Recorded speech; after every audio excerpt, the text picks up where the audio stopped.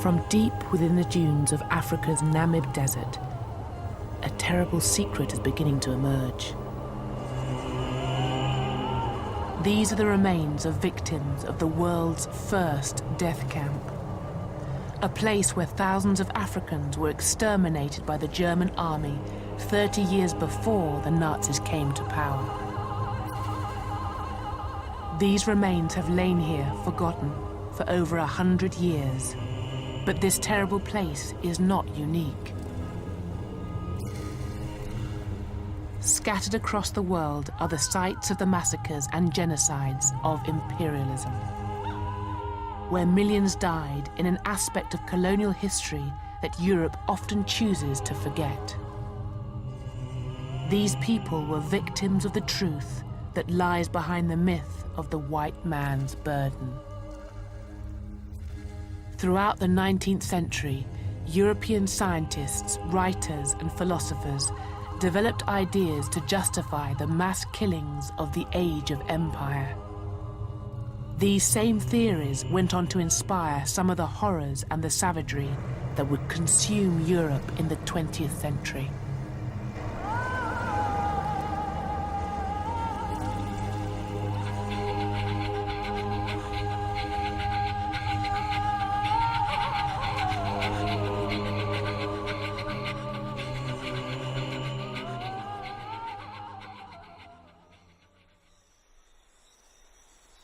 The 19th century was to end with the worst crimes of empire, but it began with a great moment of optimism. In the 1830s, in the great plantations of the Caribbean, Britain prepared to become the first nation to end slavery.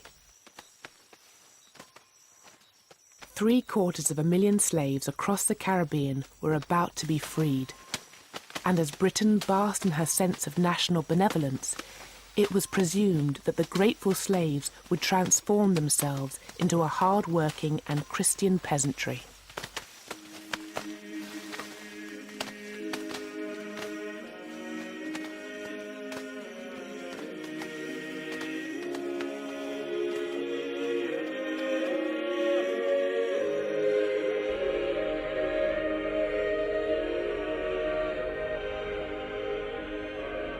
The battle against slavery had been led from the pulpit by an alliance of Christian abolitionists and missionaries. They had fought the campaign from their churches and meeting halls.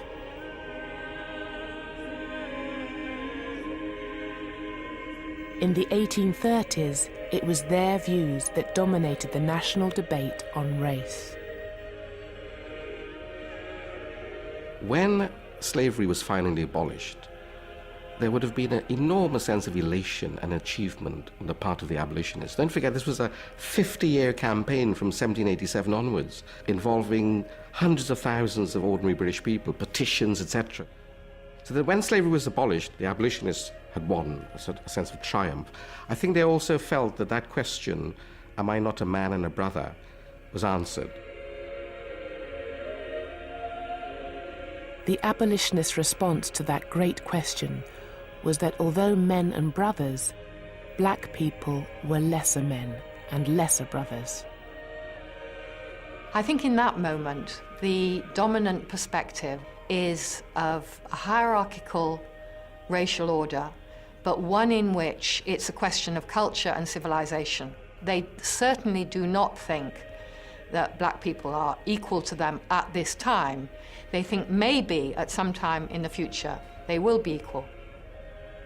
The mission to raise up the black and brown peoples of the world to the supposedly superior level of white Englishmen was not to be confined to the former slaves.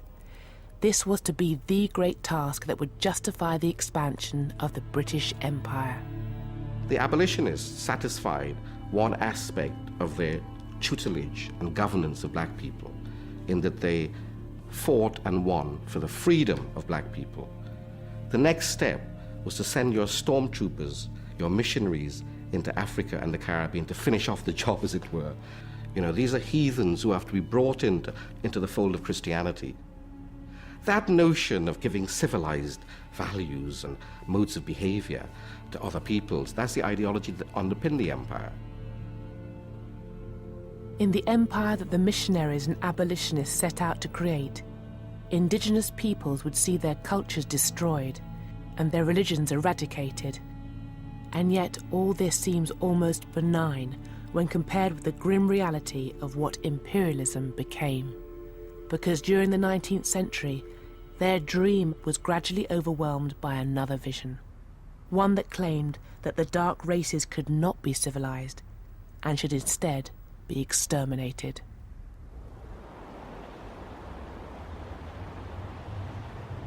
The event that began the slow collapse of the missionaries' vision took place in a then little-known outpost of Britain's vast and expanding empire. This is Tasmania, on the southern coast of Australia. What the British did on this small island was to resonate down through the Victorian age.